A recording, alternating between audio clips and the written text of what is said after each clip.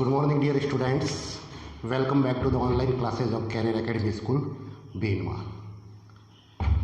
कक्षा 12 इंग्लिश की क्लासें चल रही थी।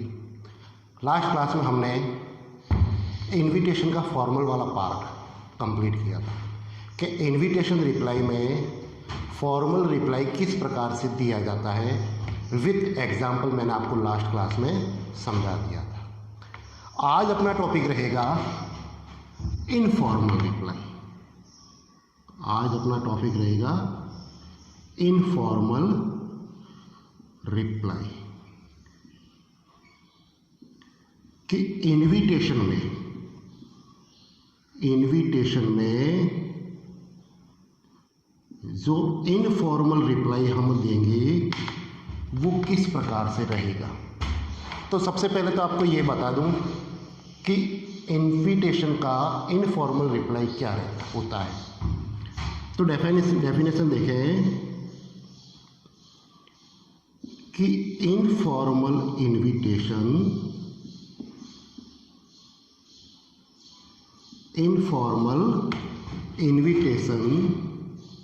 इज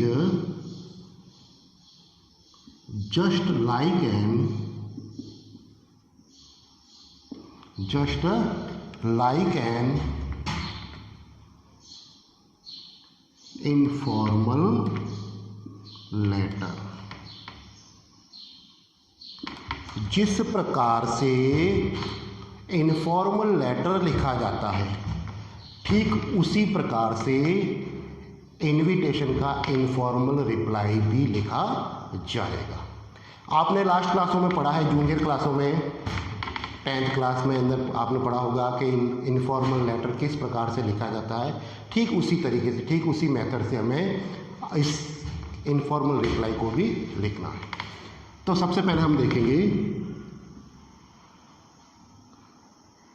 फॉर्मेट ऑफ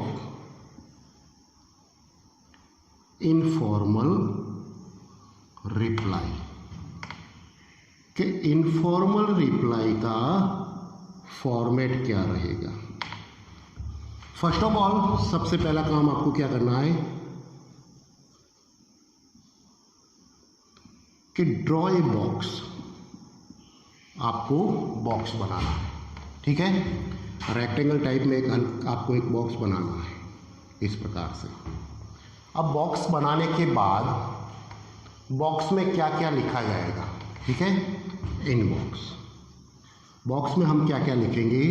तो सबसे पहले जैसे मैं यहाँ पर आपको एक बॉक्स बना के बता देता हूँ तब आपके अच्छी तरीके से समझ में आ जाएगा। इस प्रकार से आपको एक बॉक्स ड्रॉ करना है। अब बॉक्स में आप क्या क्या लिखोगे तो सबसे पहली चीज़ लिखी जाएगी क्या। सबसे पहली चीज़ आपको रिप्लाई देते समय लिखनी है सेंडर्स एड्रेस। सबसे पहला काम आपको करना है सेंडर्स एड्रेस। जो इनविटेशन का रिप्लाई दे रहा है उसका आपको पता लिखना है। अब पता लिखते समय क्या बात ध्यान में रखनी है तो मैं आपको बता रहा हूं कि डू नॉट मेंशन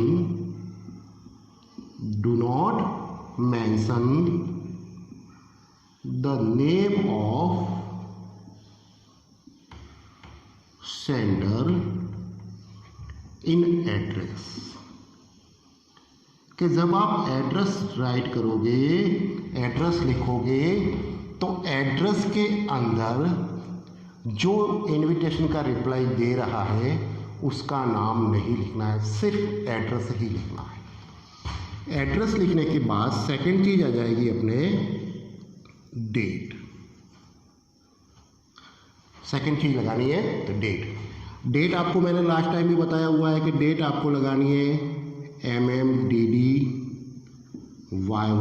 फॉर्मेट में। जब आप डेट लगाओगे तो इस प्रकार से ये डेट शब्द नहीं डालना है, डेट वर्ड नहीं डालना है। डायरेक्ट आपको जो भी डेट अपनी है वो डेट है जो लगा देनी है। एड्रेस लिखने के बाद एक लाइन का ब्रेक करके, एक लाइन का गैप देके उसके बाद आपको क्या लिखनी है, डेट लगानी है। जब डेट कंप्लीट हो जाए तब वापस आपको एक लाइन ब्रेक करके तीसरी चीज़ आपको लिखनी है सैल्यूटेशन। सैल्यूटेशन जिसे हम हिंदी में कहेंगे संबोधन। आगे वाले को हम संबोधित कैसे करेंगे? तो संबोधन निम्न प्रकार से रहेगा, या तो हम लिखेंगे डियर, या अगर फ्रेंड है तो लिखेंगे डियर फ्रेंड। फादर को लिख रहे हैं तो लिखेंगे डियर फादर। मदर को लिख रहे हैं तो लिखेंगे डियर मदर। इस प्रकार से आपका सैल्यूटेशन रहेगा। सैल्यूटेशन भी कंप्लीट हो जाए, उसके बाद फोर्थ पॉइंट आएगा अपना communication.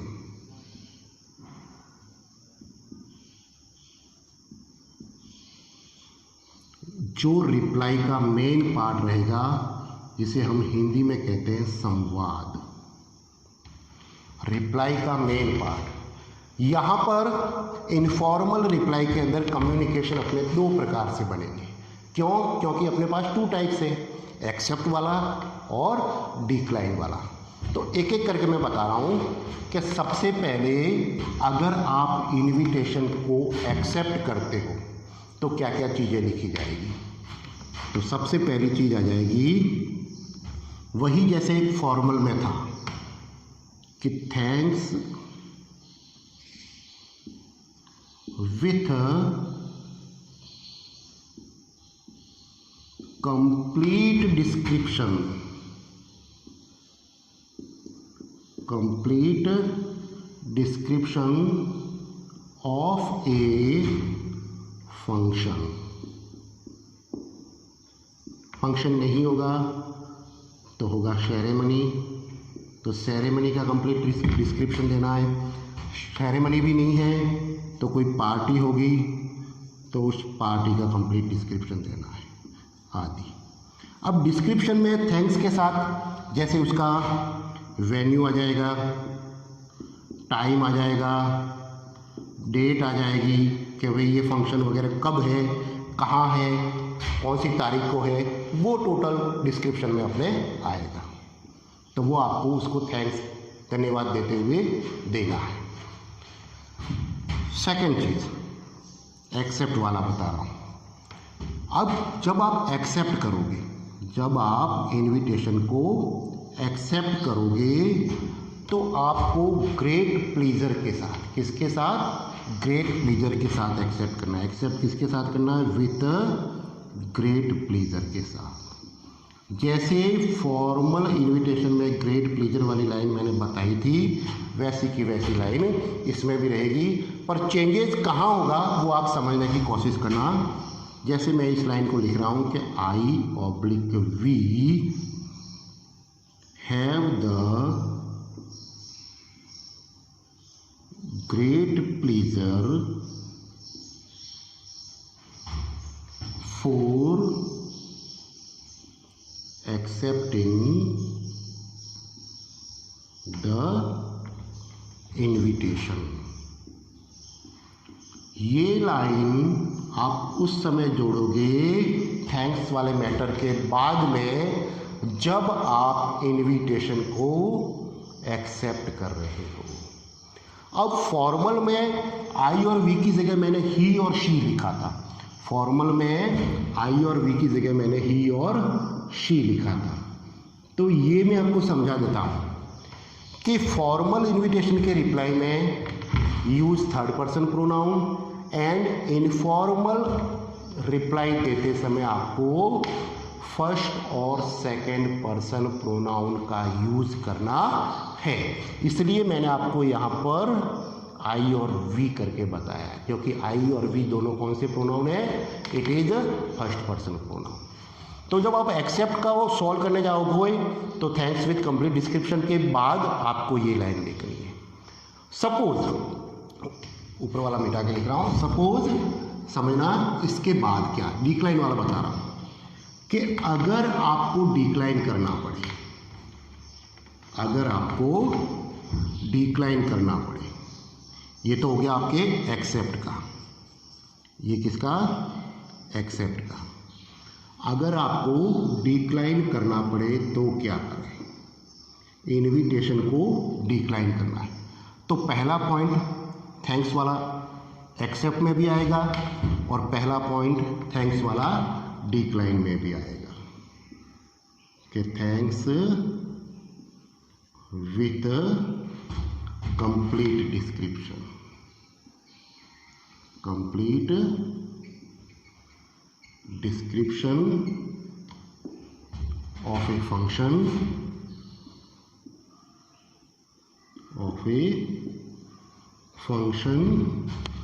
ceremony,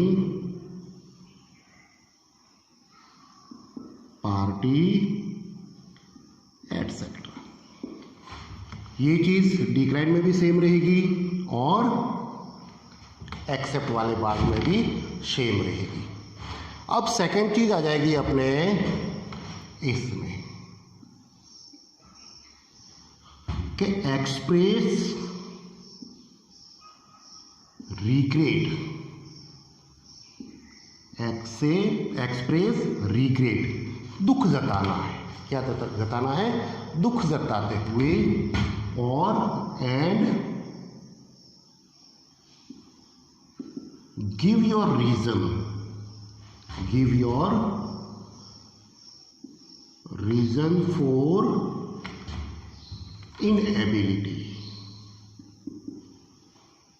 inability to attend the function, ceremony या कोई भी पार्टी को। तो डिक्लाइन वाले भाग में ये एक चीज और जुड़ जाएगी जो एक्सेप्ट वाले भाग में नहीं होगी। क्या चीज? कि एक्सप्रेस रिग्रेट, दुख जताते हुए आपको गिव माने देना है। क्या देना है? आपका कारण बताना है। For inability to attend the function, क्या फंक्शन को अटेंड क्यों नहीं कर पा रहे हो, किसी भी सेरेमनी को अटेंड क्यों नहीं कर पा रहे हो, किसी भी पार्टी को अटेंड क्यों नहीं कर पा रहे हो, उसका आपको एक सॉलिड रीज़न बताना ज़रूरी है। अगर क्वेश्चन वाले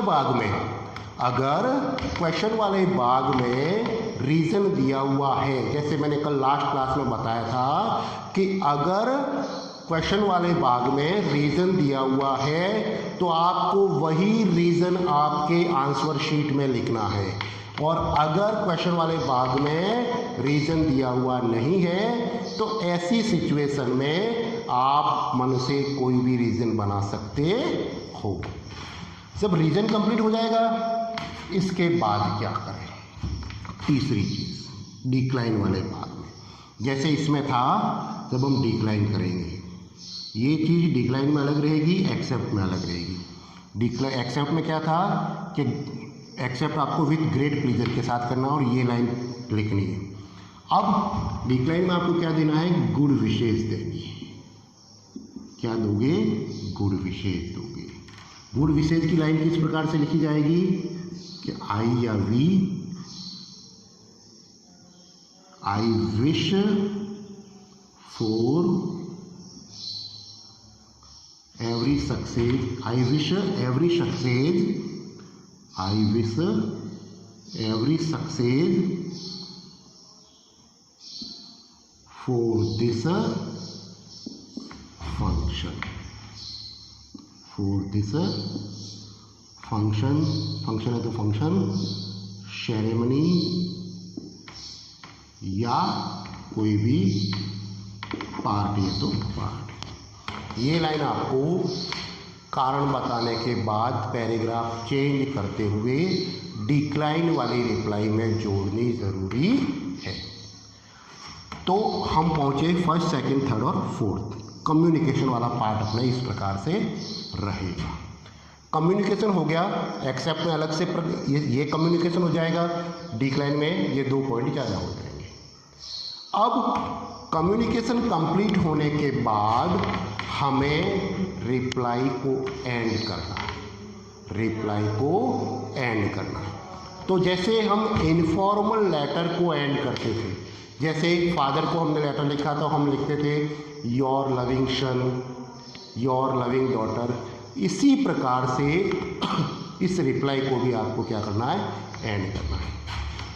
तो मैं आपको यहाँ पर बताऊँ कि इसके बाद जब ये सब चीज़ें हो जाएगी, इसके बाद फोर्थ के बाद फिफ्थ पॉइंट कौन सा रहेगा, तो फिफ्थ पॉइंट अपने रहेगा, समझने की कोशिश करें। फिफ्थ पॉइंट आप लिखोगे योर्स। फिफ्थ पॉइंट में क्या लिखोगे, yours.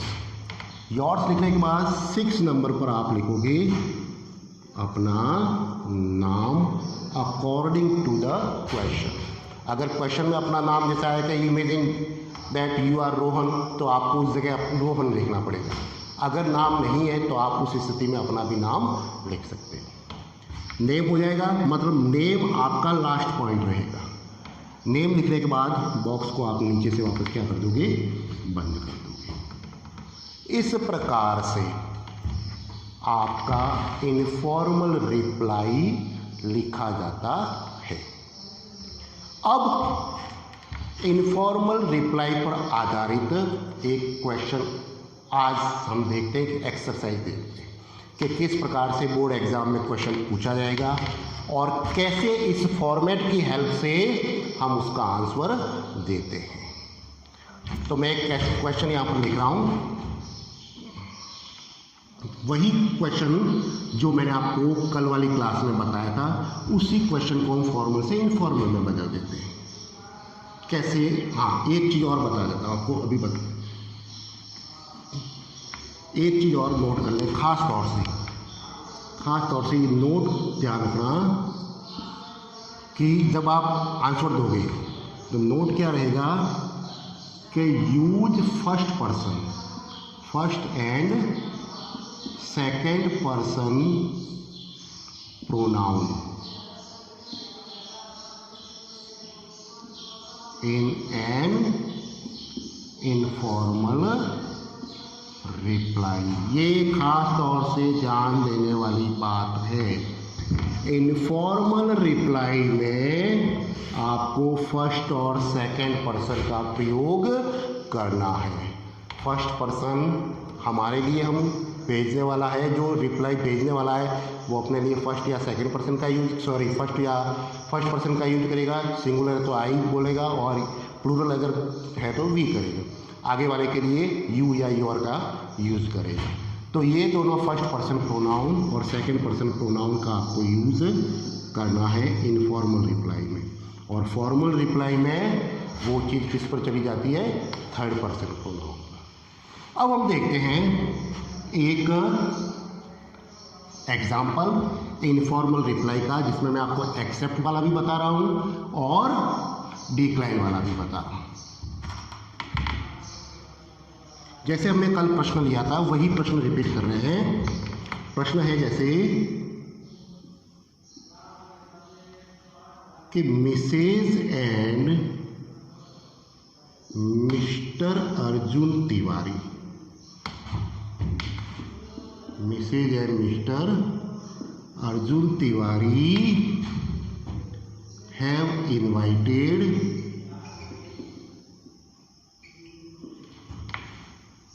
Mister R K Gupta, Mr R K Gupta to attend the birthday party, to attend the birthday party of their son on, जैसे हम कोई भी तारीख डाल देते हैं कि जैसे कि 6 May 2020 at 7:30 PM at their residence. Write an informal reply, write an informal reply for accepting पहले देख रहे हैं एक्सेप्टिंग वाला, एक्सेप्टिंग द इनविटेशन। सपोज माना कि हमारे पास ये क्वेश्चन आ गया और बोर्ड एग्जाम में इसी प्रकार का क्वेश्चन आपके सामने दिया जाएगा। तो सबसे पहले तो आपको क्वेश्चन को समझना है। फिर मैंने आपको क्लास में बताया था कि आपको ये भी देखना है कि इनविटेशन हमें फॉर्मल में लिखना है या इनफॉर्मल में। अगर क्वेश्चन फॉर्मल कह रहा है तो हमें फॉर्मल में लिखना है, और क्वेश्चन अगर इनफॉर्मल कह रहा है तो हमें इनफॉर्मल में लिखना है। जैसे ये है कि राइट एंड इनफॉर्मल, और ये भी आपको जानना है एक्सेप्टिंग लिखना है या डिक्लाइन लिखना है। तो हम देख रहे हैं पहले एक्सेप्टिंग वाला। तो सबसे पहले ड्रॉ ए बॉक्स, आपको एक रेक्टेंगल बॉक्स ड्रॉ कर देना। फिर इसके बाद आप क्या करोगे, अब मैंने आपको जैसे फॉर्मेट के अकॉर्डिंग बताया कि first of all right sender's address. अब इसमें सेंडर का नाम तो दिया हुआ लेकिन एड्रेस दिया हुआ नहीं है। तो ऐसी सिचुएशन में कि जब सेंडर का नाम हो और सेंडर का एड्रेस नहीं हो, तो ऐसी सिचुएशन में आप कोई भी एड्रेस है जो बना सकते हैं। फॉर एग्जाम्पल जैसे मैंने एड्रेस बनाया कि विकास नगर जोधपुर, एड्रेस हो गया कंप्लीट। इसके बाद डेट लगानी, तो डेट लगाते समय आपको DAT आगे नहीं लिखना है, सिर्फ डेट का फॉर्मेट MMDDYY कंप्लीट करना है। सपोज जैसे हम आज की डेट लगा रहे हैं, डेट है जैसे मई 02, और ईयर है जो पूरा बताना। इस प्रकार से आपको डेट लगानी। अब हमने लिखा सैल्यूटेशन, सैल्यूटेशन में हमने दे दिया डियर। डियर लिखने के बाद अब अपना कम्युनिकेशन एक्सेप्ट वाला, कम्युनिकेशन एक्सेप्ट वाला क्या रहेगा, तो सबसे पहले थैंक्स देना है। तो मिस्टर RK गुप्ता थैंक्स किनको देगा, Mrs and Mr Arjun Tiwari को। तो thanks with using first and second person pronoun. तो देखो तरीका देखना, यहाँ से डियर की नीचे से लिखना शुरू करोगे कि I thank you, I thank you. देखो आई हो गया फर्स्ट पर्सन और यू हो गया second person. I thank you, फिर वही for the kind invitation, for the kind invitation. I thank you for the kind invitation. अगर RK गुप्ता की जगह कोई प्लूरल नाउन होता तो ये आई किस में बदल जाता, वी में बदल जाता कि I thank you for the kind invitation. अब चलो प्रश्न की तरफ कि to attend the birthday party, ये वेन्यू डेट टाइम सब इसमें दिया हुआ, ये इसके आगे जोड़ दें कि I thank you for the kind invitation to attend the birthday party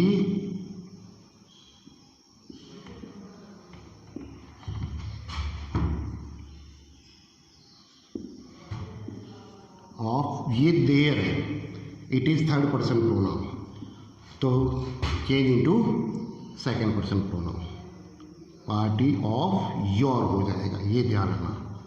your son on 6 May 2020 at 7:30 PM at, फिर वापस आया their, it is third person, इसको कर दो वापस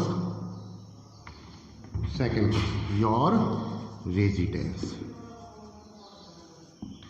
ये हो गया आपका thanks with total description using first and second person pronoun.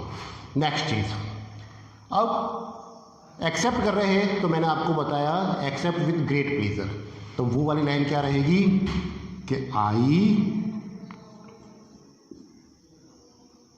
I have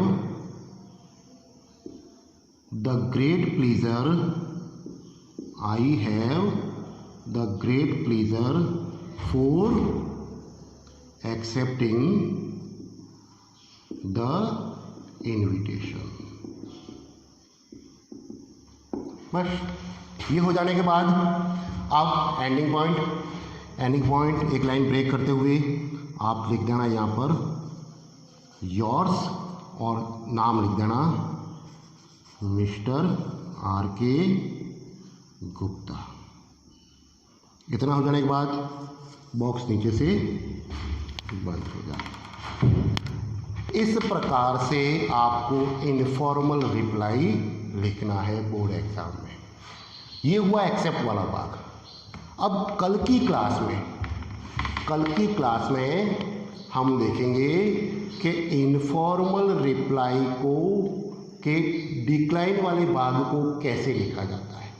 informal reply के डिक्लाइन वाले भाग को कैसे लिखा जाता है वो रहेगा अपने कल की क्लास का टॉपिक।